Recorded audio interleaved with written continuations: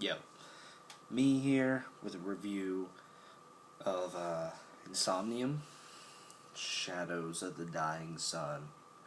This came out April 29th through Century Media Records, and it is their 7th album, I believe.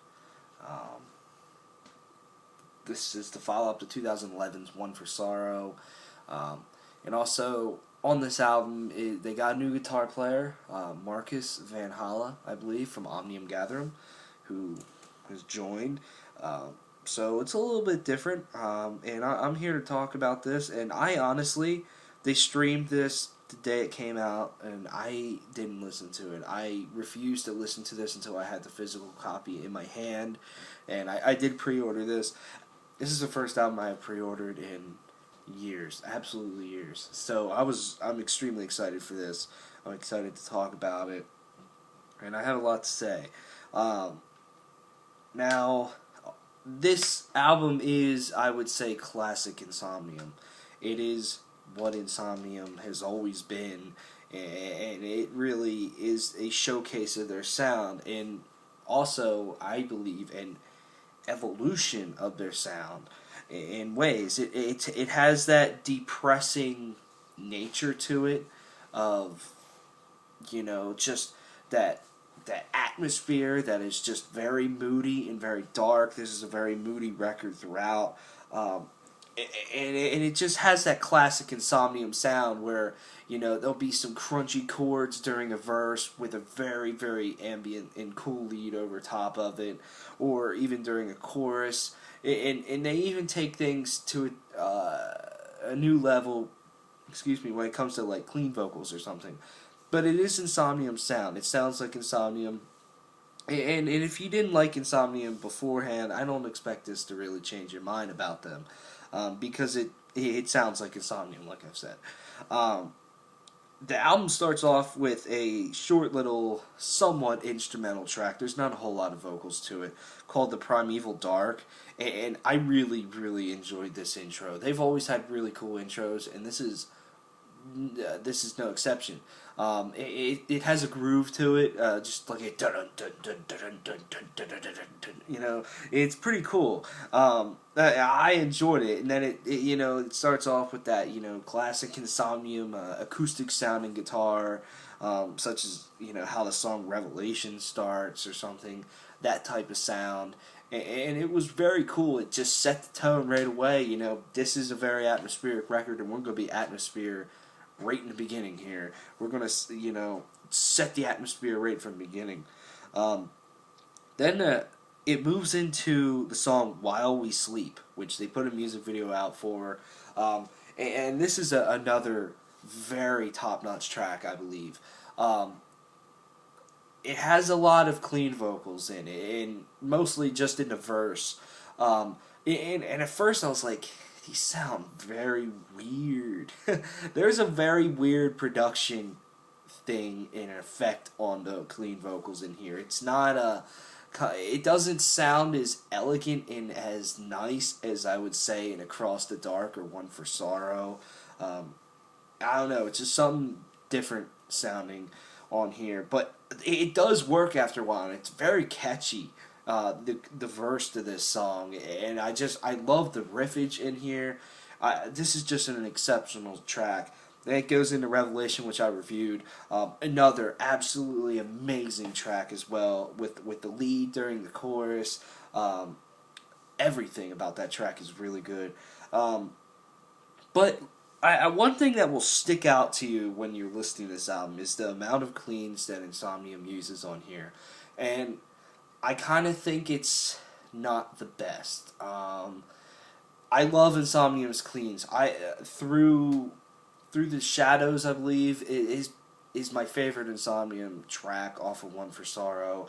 I just loved how how it's just meshed with the more screamed vocals, and how it was just so beautiful, and it added to the sound, added to the mood of the track, and it felt a little bit more background instead of just boom, here it is. And I would say about half the tracks on here use clean vocals, and they all have that kind of weird effect. I mean, the singing is good. It's just the way it sounds is one thing that I have a little bit of issue with. But I don't know. Like the last track, "Shadow of the Dying Sun," has a clean chorus, and while these choruses are cool, I don't know if it really is something that I feel that they should incorporate into every single track. I always felt that it was more of a special thing, and it was more of a and it really also showcased, let's use clean vocals here because it would sound the best here. Whereas now I feel that they're kind of writing around that. It's just me nitpicking a little bit, probably. The song "Lose Tonight," that's another one that uses a lot of clean vocals, and like I said, they're good, and they have a lot of emotion to them. Sometimes they really, really work, but I just don't want them to use it in every single song. I don't know. It's just a little bit of maybe a fear that I have, but other than that, I feel that this is a pretty fucking good album. It really is. I don't think it's as good as "One for Sorrow" or "Across the Dark." This is not their best album, but it is a solid listen, and I urge you all to listen to it. They had the song "Ephemeral" on here, which they released a long time ago.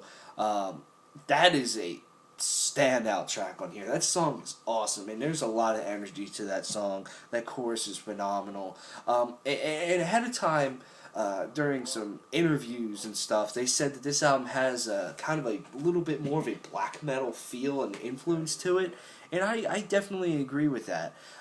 There are instances on here where there's blast beats that are used, and there's like some tremolo picking or something that just sounds very black metalish, and if it was in a black metal song, it wouldn't sound out of place. And I think bringing in some other influences to add to their sound is something that's phenomenal. I feel that they really expanded on their sound with this. They stayed true to their roots, but they expanded on it, and it's phenomenal. I mean, I don't really know what else to say. Each song has incredible atmosphere to it. I think that's the thing that Insomnium does the best, and that makes Insomnium stand out, is just the atmosphere. The leads that are in some of these songs are just phenomenal. The River is one that really stood out to me. The Prothean song, another one with a fantastic lead. Really, the whole record, but those really stood out. Another thing I have to say that is much improved on here is the soloing. The soloing is so fucking good on this album. The song "While We Sleep," "Revelations," and probably my favorite, the Prothean song, I believe, just has a amazing solo to it. So the soloing is top notch. I'm really glad that they're just very well written. A lot of these songs are very well written, and hang on, I want to get it right. Nilo Sevenin. I'm not European. I don't know how to pronounce that. But the vocalist, the screen vocals are just as good as ever. I love his voice. He really, really puts a lot of effort, a lot of balls, and a lot of emotion into his vocals, and you can definitely tell. While We Sleep, after the clean parts in the verse happen, and then the screen vocals come in, they just sound so emotional and just really just belting it out. It sounded very cool. So yeah, definitely good on the clean vocal side. The drumming is improved. It's expanded. Everything is expanded. I'm just a little worried that they're going to incorporate too many cleans, and while they can be good, I don't know. It's just my thing. I do see some Omnium Gatherum influence in here as well, with the addition of the new guitar player. But that's not a bad thing, because Omnium Gatherum is amazing as well.